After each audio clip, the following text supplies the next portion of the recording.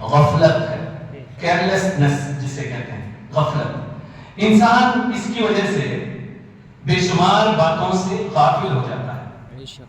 بس اوقات مثال کے طور پر میں آپ کو بتاؤں، بعض چیزیں نعمت ہوتی ہے آپ کے لیے، جیسے اولاد ہے، بہت بڑی نعمت ہے، اس کی قدر جاننا ہو، جس کی اولاد نہیں وہ بتا سکتا ہے۔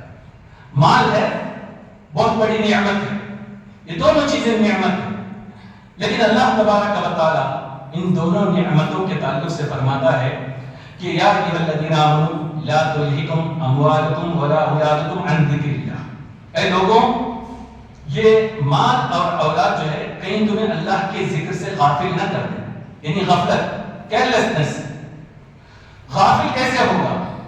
آدمی جو ہے مال دولت کی لالچ میں اس قدر بڑھے گا، اذان کی آواز کانوں سے ٹکراتی رہے گی لیکن مال کے پیچھے دوڑتا رہے گا۔ اب یہی مال ہے کہ آپ کے لیے جو نعمت تھی آپ نے زحمت بنا دیا۔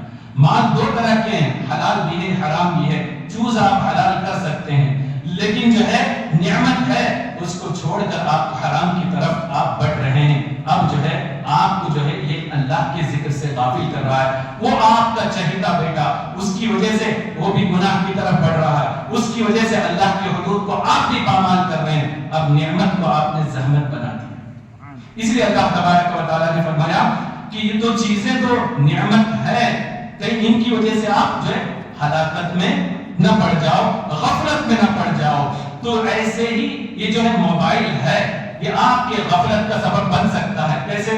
آپ یوٹیوب دیکھنے میں مشغول ہو گئے، اذان کی آواز آپ کے کانوں سے ٹکرائی، آپ سوچیں کہ ایک ریل اور دیکھ دوں، ایک کچھ اور دیکھ دوں اور دیکھ دوں، یہاں تک کہ جماعت چلی گئی، اچانک آپ نے دیکھا وقت گزر چکا تھا۔ غفلت ہوئی نا، غفلت ہوئی۔ اور اسی طریقے سے مثال بے شمار میں آپ کو دے سکتا ہوں۔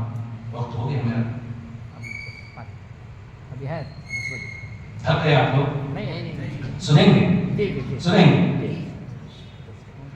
درود شریف پڑھیں۔ اللهم صل على سيدنا مولانا محمد معدن الجود والكرم وآله وصحبه وبارك وسلم، صلاة وسلام عليك يا رسول الله صلی اللہ تعالی علیہ وسلم۔ تو بتا یہ رہا تھا کہ اس سے غفلت ہو جاتا ہے، یعنی آدمی چیز اچھی ہے لیکن اس کی وجہ سے نیک کاموں سے غافل ہو جاتا ہے۔ وہیوں نے حکایہ میں ایک روایت ہے، ایک شخص نے ندی کے کنارے گھر بنایا، منظر بہت ہی خوشنما تھا، خوشنما منظر تھا۔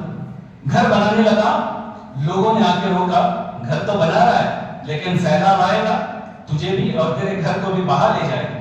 اس نے کہا نہیں، یہ مجھے منظر بہت، سینری بہت اچھی ہے، ماحول پرکیف ہے، ہوائیں چل رہی ہے، پانی بھی ہے اور سب کچھ جو ہے ایک دم حالات بہت اچھے ہیں یہاں کے، تو ایسے حالات کو چھوڑ کر میں دوسری جگہ گھر نہیں بنا سکتا، یہیں بناؤں گا۔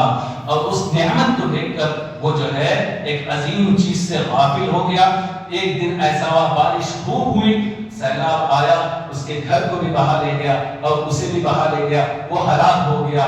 لوگ کہتے رہے اس سے کہ اگر تیری زندگی رہے گی تو اور جا کر نعمتوں سے لطف اندوز ہو سکتا ہے، لیکن سیلاب سے غافل نہ رہنا۔ اس نے سنا نہیں بلکہ غافل رہا تو سیلاب اسے بہا لے گیا۔ ایسے ہی موبائل ہے، اس میں اچھائیوں کی چیز بھی ہے، برائیوں کی چیز بھی ہے، ذرہ برابر غافل رہا بسا اوقات آپ کا ایمان بھی چھین لے سکتا ہے اور سارے اعمال بھی غافل ہونے کی وجہ سے اعمال تباہ ہو سکتے ہیں۔